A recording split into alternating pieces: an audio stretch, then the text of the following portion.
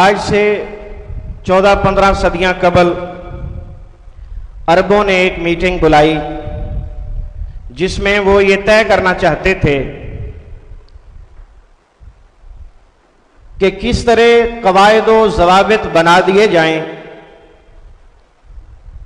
کہ جو غیر عرب لوگ ہیں، اجمی لوگ ہیں، ہم جیسے جن کی زبان عربی نہیں، وہ بھی قرآن مجید کو آسانی سے سمجھ سکیں۔ تو اس کے لیے انہوں نے جو سب سے پہلے کام کیا وہ یہ کیا کہ قرآن مجید کے تمام الفاظ الگ الگ کر کے ایک بہت بڑی سکرین کے اوپر انہیں پھیلا دیا گیا اور غور و فکر شروع کر لیا۔ سب سے پہلے انہیں جو چیز ملی وہ یہ ملی کہ انہوں نے دیکھا بہت سارے الفاظ قرآن مجید میں ایسے ہیں جو کسی نہ کسی چیز کا نام ہے یا صفت ہے۔ مثلا قرآن مجید میں ہے القلم، الکتاب، القمر، الشمس، الارض، السماء، مسلم، کافر، مسلمون، کافرون، مشرکون، فاسقون، اس جیسے اور بھی بہت سارے الفاظ جو اس طرح کے ملتے جلتے ہم معنی تھے، یعنی ان میں یا تو کسی چیز کا نام تھا یا صفت تھی۔ ان کے متعلق انہوں نے فیصلہ کر دیا کہ وہ اسم ہوں گے۔ وہ کیا ہوں گے؟ اسم ہوں گے۔ اس کے بعد انہوں نے دوبارہ غور و فکر شروع کیا اور انہوں نے دیکھا کہ بہت سارے الفاظ ایسے ہیں جو کسی چیز کا نام بھی نہیں ہے اور وہ صفت بھی نہیں ہے، اچھائی برائی بھی اس میں نہیں ہے، لیکن کسی کام کا ذکر ہے، اس میں کسی کام کا ذکر ہے۔ مثلا نعبد، نستعین، اہدنا، اب یہ ایسے الفاظ ہیں جو کسی چیز کا نام نہیں، ان کے اندر کسی کام کے ہونے کا مفہوم پایا جاتا ہے، کسی کام کے ہونے یا کرنے کا مفہوم پایا جاتا ہے۔ لہذا یہ اس کے متعلق انہوں نے فیصلہ کیا کہ ایسے تمام الفاظ فعل کہلائیں گے۔ بقیہ جتنے الفاظ بچ گئے ان سب کو انہوں نے سکرین سے پکڑا، دھکا لگا کر ایک کنارے پر کر دیا، گویا کہ انہوں نے باقی تمام حروف کو، تمام الفاظ کو حرف کہہ دیا، کیونکہ عربی زبان میں کنارے کو حرف کہتے ہیں۔ تو اس طرح نہایت آسانی کے ساتھ یقیناً آپ سمجھ چکے ہوں گے کہ اسم فعل حرف کیا چیز ہے۔ یہ ہماری کتاب کی سب سے مشکل بات تھی جو آپ نے انتہائی آسانی سے سمجھ لی۔ آئیے اب ان کی باقاعدہ تعریفیں دیکھتے ہیں۔ اسم جو کسی شخص، چیز یا جگہ وغیرہ کا نام ہو یا صفت ہو۔ مثال کے طور پر محمد صلی اللہ علیہ وآلہ وسلم، یہ ہمارے امام اعظم، امام الانبیاء محمد مصطفیٰ صلی اللہ علیہ وآلہ وسلم کا اسم گرامی ہے، اور اس نام سے ہماری بڑی گہری وابستگی ہے۔ اور اگر آج ہماری زندگیوں میں کوئی امن، سکون اور ایمان کی کوئی رمق نظر آتی ہے تو وہ اس نام کی برکت ہے، ورنہ جتنے گناہ ہیں ہمارے شاید ہم سب مٹ چکے ہوتے۔ اللہ تعالی ہم سب کو معاف فرمائے اور ہمیں حقیقی مسلمان بننے کی توفیق عطا فرمائے۔ الجنت، جنت، جنت ہمارا مقصود اصلی ہے۔ اس دنیا میں آنے کا مقصد حصول جنت ہے۔ رب کائنات سے دعا کرتے ہیں کہ وہ ہمیں محمد مصطفیٰ صلی اللہ علیہ وسلم کی سنتوں پر عمل کر کے جنت عطا فرما دے، جنت عنایت فرما دے۔ آمین یا الہ الحق آمین۔ ناقۃ، اونٹنی، یہ عربی زبان کا لفظ ہے، ہماری اردو میں نہیں بولا جاتا، اس کو آپ ذرا ذہن میں رکھیے گا۔ ناقۃ کا کیا معنی ہے؟ اونٹنی۔ یہ لڑکوں کی طرف سے آواز نہیں آ رہی۔ ناقۃ کا کیا معنی ہے؟ اونٹنی۔ کتاب، القلم، القلم کا معنی قلم۔ बकरतुन, ईद बकर आप कहते हैं, ईद बकर। शायरुन, अब ये शायर किसी का नाम है? ये नाम नहीं है। इसमें क्या चीज पाई जाती है? इसमें सिफत पाई जाती है। शेर कहना एक सिफत है। अगर अच्छे कहेंगे तो अच्छाई बन जाएगी, बुरे कहेंगे तो बुराई बन जाएगी। फासिकुन, गुनाहगार, ये भी एक सिफत है लेकिन बुरी सिफत है। मुस्लिमुन, मुसलमान, तो ये भी एक सिफत है और ये बहुत अच्छी सिफत है। काफिरुन, काफिर, तो ये बुरी सिफत है और बहुत ही बुरी सिफत है। मक्का तू, मक्का, ये सिफत है या इस्म है?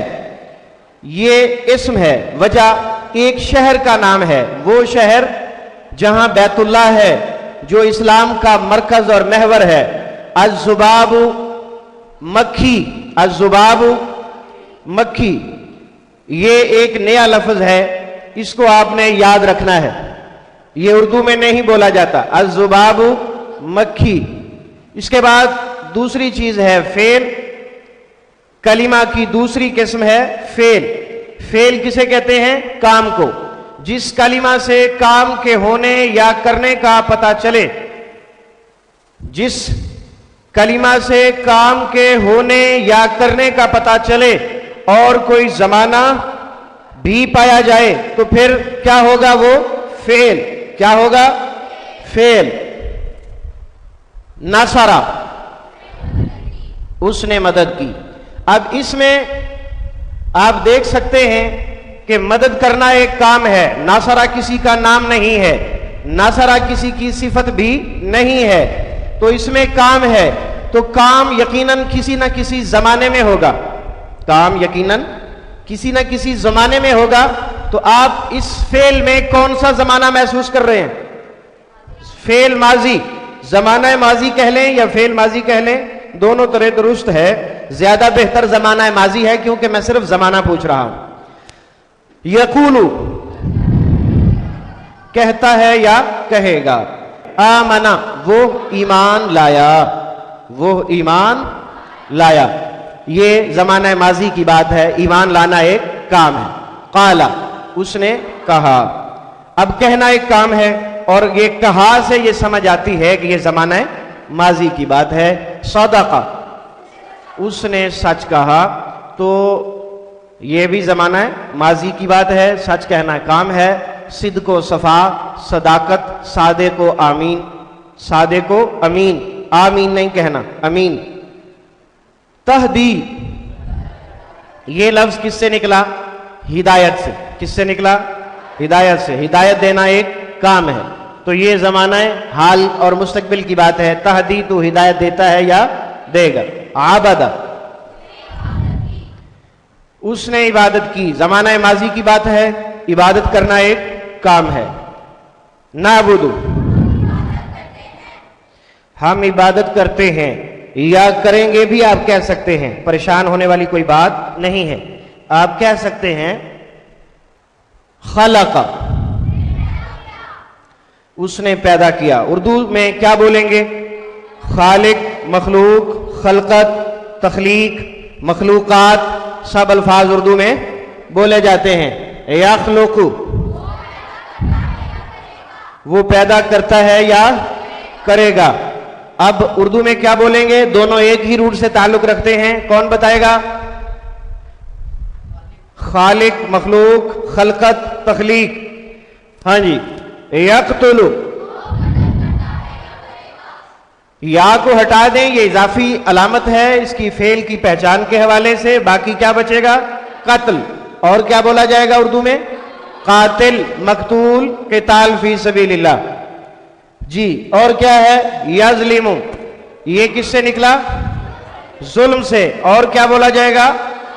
जालिम, मजलूम, मजालिम, जुल्म की जमा मजालिम। तो ये सब उर्दू में बोले जाते हैं। तो इसका मतलब यही हुआ कि ये हमारी जुबान के अल्फाज हैं, इन्हें रट्टा लगाने की जरूरत नहीं है। तीसरी चीज है हर्फ। تیسری چیز کیا ہے؟ حرف. یہ وہ کلمہ ہے یا وہ لفظ ہے جو نہ اسم ہوتا ہے نہ فعل، بلکہ کیا کرتا ہے؟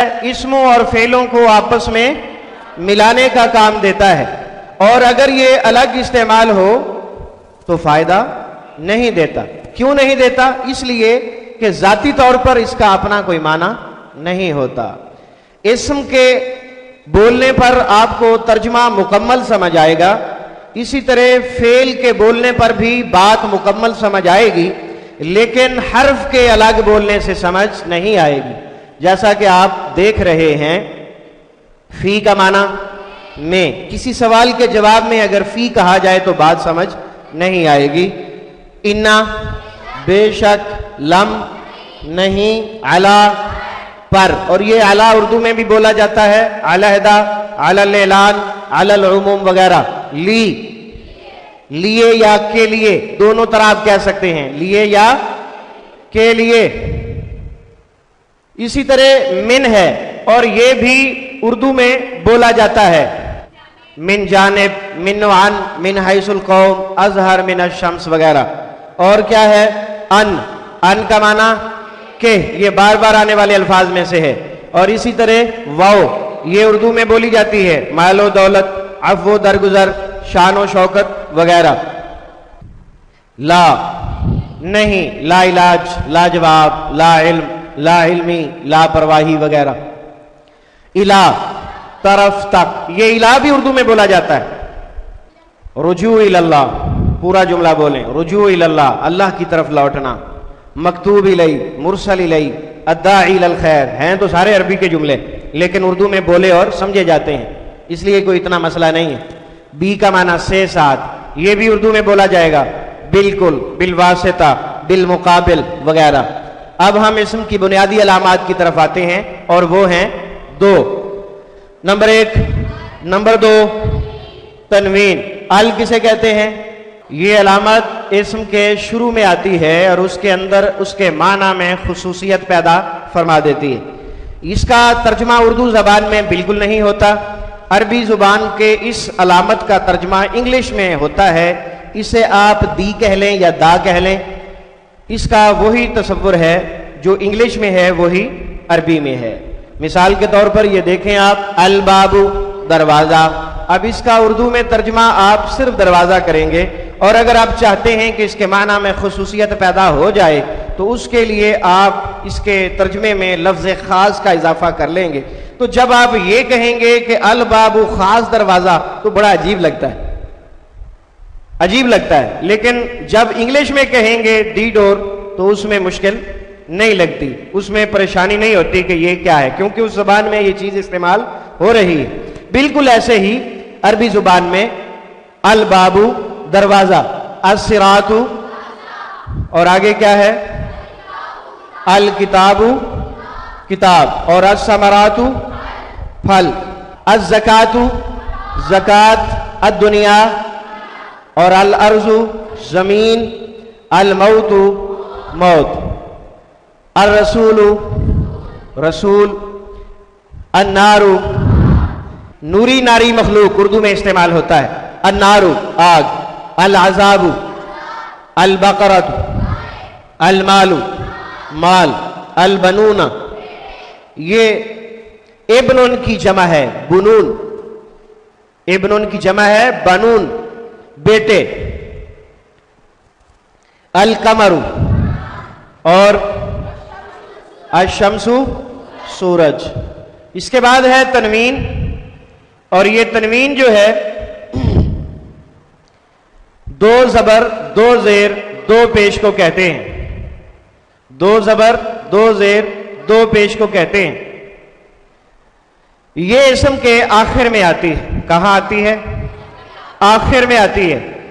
اور جب یہ آ جاتی ہے تو اسم کے اندر عام ہونے کا مفہوم پایا جاتا ہے. اسم کے اندر عام ہونے کا مفہوم پایا جاتا ہے. یہ دیکھیں، اس کا عربی میں وہی تصور ہے جو انگلش میں آ کا ہے، یعنی یہ عام ہونے کا ثبوت دیتی ہے. یہ دیکھیں، برقن بجلی، اب یہ البرکو ہوتا تو خاص ہوتا، اب چونکہ اس کے آخر میں تنوین ہے، ڈبل پیش ہے، تو یہ عام بجلی ہوگی۔ اردو میں اس کے لیے ہم عام سمجھانے کی خاطر کہہ سکتے ہیں برقن، عام بجلی۔ قوم، قوم کا معنی ہوتا ہے کھڑا ہونا، جو قوم کھڑی ہوتی ہے وہی قوم ہوتی ہے، جو سوئی ہوتی ہے وہ قوم نہیں، نوم ہوتی ہے، کیونکہ عربی زبان میں سونے کو نوم کہتے ہیں۔ آگے چلتے ہیں۔ ثمراتن، پھل، ثمراتن پھل۔ اسی طرح منافقن، منافق نکلا ہے نفق سے، نفق کہتے ہیں سرنگ کو، نفق کسے کہتے ہیں؟ سرنگ کو۔ سرنگ جو ہوتی ہے وہ پہاڑ میں ہوتی ہے، گویا کہ وہ پہاڑ میں سوراخ کیا جاتا ہے، تو منافق ایسا انسان ہوتا ہے جس کے ایمان میں سوراخ ہو چکا ہوتا ہے، اس کا ایمان گرتا رہتا ہے، اس کا ایمان گرتا رہتا ہے، اس لیے اسے منافق کہتے ہیں۔ سماء، آسمان، نور، نور، جنت۔ آگے چلتے ہیں۔